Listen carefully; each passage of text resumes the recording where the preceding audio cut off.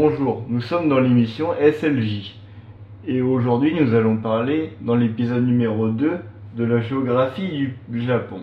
Le Japon, c'est quoi? C'est une péninsule, c'est-à-dire un îlot de terre qui s'est détaché d'un continent. Et du coup, dans ce petit îlot, il est entouré de quoi? De mer.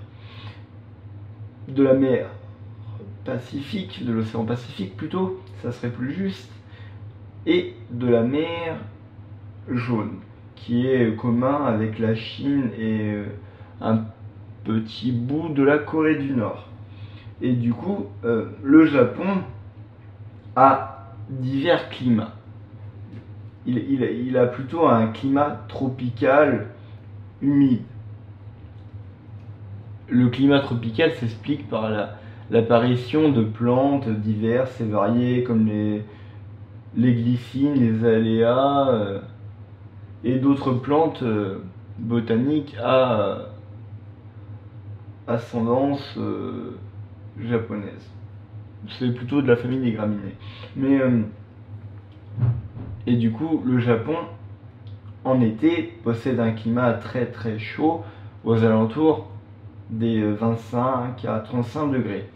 Et l'hiver, avec les vents glaciaux de la Sibérie et Russie, il possède des températures négatives allant des 0 degrés à moins 10, moins 15 degrés. Et du coup, ce qui fait que ça pose réellement problème à la population locale pour pouvoir s'habituer au climat. Mais c'est vrai qu'en fonction des régions, ce qu'il faut savoir que le Japon aussi se découpe en 3 îles principales, à peu près 3 à 4, qui sont Honshu, Shikoku, Kyushu, Hokkaido. Oui, 4. Et du coup, ces 4 îles principales forment le Japon, Nippon. Et ce qu'il faut savoir, c'est que le territoire n'est pas seulement composé de ces 4 îles principales. Il est aussi composé d'une multitude d'îles, quelques milliers. Et dans cette petite île, chaque personne a sa propre géographie du climat, ses propres reliefs dans chaque île. Ce qu'il faut savoir, c'est que le Japon aussi possède différents reliefs et différents paysages, si je puis m'exprimer de la sorte. Puisque au centre du Japon, nous avons les Alpes japonaises, nous avons des plaines, mais très peu de plaines. Et du coup, ce qui pose un peu problème d'une surpopulation. Et pour combattre cette surpopulation, entre guillemets, ce qu'il faut faire, enfin ce que le gouvernement japonais a trouvé judicieux de faire, c'était de construire des terres plats artificiels qui servaient à subvenir aux besoins de la population en relogeant les populations,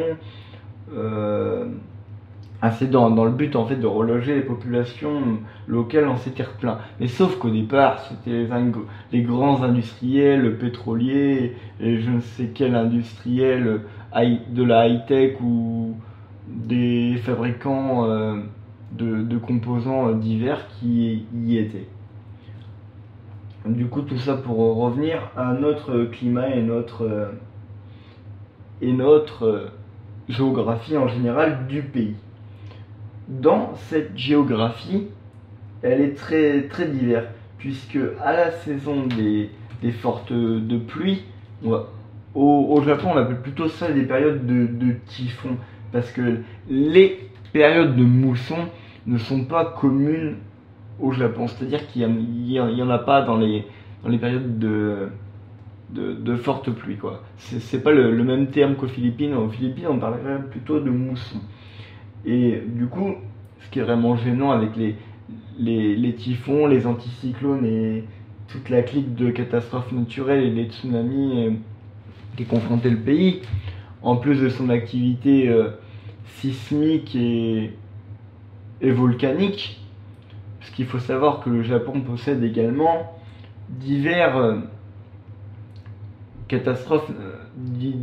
facteurs de catastrophes naturelles C'est-à-dire qu'il est sujet à plus de risques naturels que d'autres pays, puisqu'il est situé sur la faille tectonique de l'Océano-Pacifique. Enfin, c'est le plaque qui borde la plaque de la croûte terrestre du Pacifique.